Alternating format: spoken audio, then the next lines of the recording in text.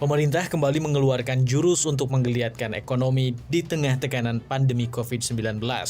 Kali ini berupa pemberian jaminan kredit kepada korporasi dengan nilai 10 miliar rupiah hingga 1 triliun rupiah lewat Lembaga Penjaminan Ekspor Indonesia atau Indonesia Exim Bank dan Penjaminan Infrastruktur Indonesia. Kedua lembaga penjamin ini bekerja sama dengan bank BUMN, bank swasta, baik dari dalam maupun luar negeri. Pemerintah pun berharap penjaminan ini dapat mendorong penyaluran kredit modal kerja hingga 100 triliun rupiah hingga tahun 2021. Airlangga Hartarto menyebut penyaluran kredit korporasi ini bisa menjadi pengungkit ekonomi terutama di sektor padat karya serta dapat menekan angka pengangguran yang kembali naik akibat pandemi COVID-19.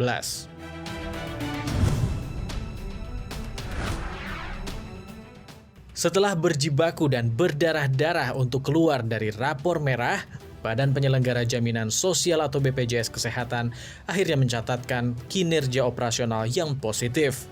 Sepanjang tahun 2019, BPJS Kesehatan akhirnya mencetak laba bersih sebesar 369,07 miliar rupiah dari periode yang sama tahun sebelumnya masih rugi bersih 57,33 miliar rupiah.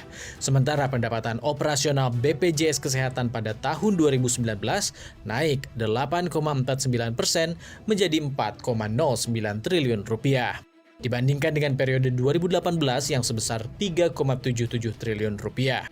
Perolehan laba perusahaan tak lepas dari kenaikan pendapatan operasional sepanjang 2019 sebesar 8,49% menjadi 4,09 triliun rupiah. Laba tersebut adalah laba dari dana badan, yakni dana yang digunakan untuk kepentingan operasional BPJS Kesehatan. Dana tersebut terpisah dari dana jaminan sosial yang digunakan untuk pembayaran klaim pelayanan kesehatan.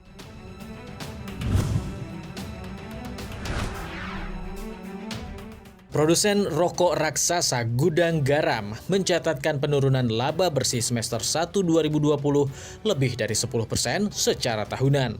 Laba bersih Gudang Garam menjadi 3,82 triliun rupiah. Penurunan laba bersih ini pun terjadi seiring dengan penurunan pendapatan sebesar 1,72% menjadi 53,65 triliun rupiah. Tak heran, atas capaian paruh pertama tahun ini, nilai laba per saham Gudang Garam turun menjadi Rp1.986 per saham, dari sebelumnya Rp2.225 per saham. Turunnya laba bersih perusahaan karena naiknya beban pokok penjualan menjadi sebesar Rp44,99 triliun. Kinerja penjualan masih didukung oleh penjualan rokok dari dalam negeri yang mengalami kenaikan, meskipun penjualan ekspor justru mengalami tekanan.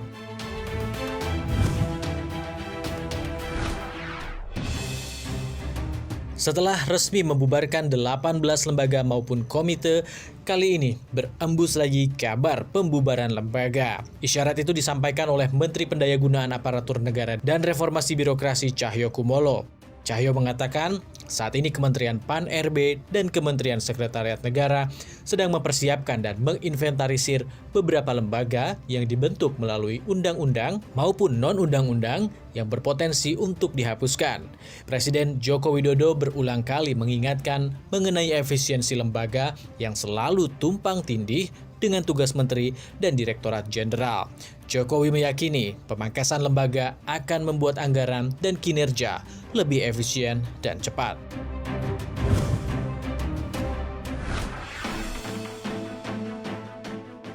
Bak terowongan tanpa ujung, tekanan akibat pandemi COVID-19 masih belum usai, termasuk pada sektor perbankan. Yang terbaru, lembaga pemeringkat global Moody's Investor Service memperkirakan bank-bank di kawasan Asia Pasifik akan menghadapi tantangan penurunan laba. Moody's menyebut tren penurunan laba ini akan memburuk dalam beberapa tahun mendatang. Sebabnya tak lain dan tak bukan karena wabah virus corona mempercepat perubahan struktural bisnis di hampir semua sektor.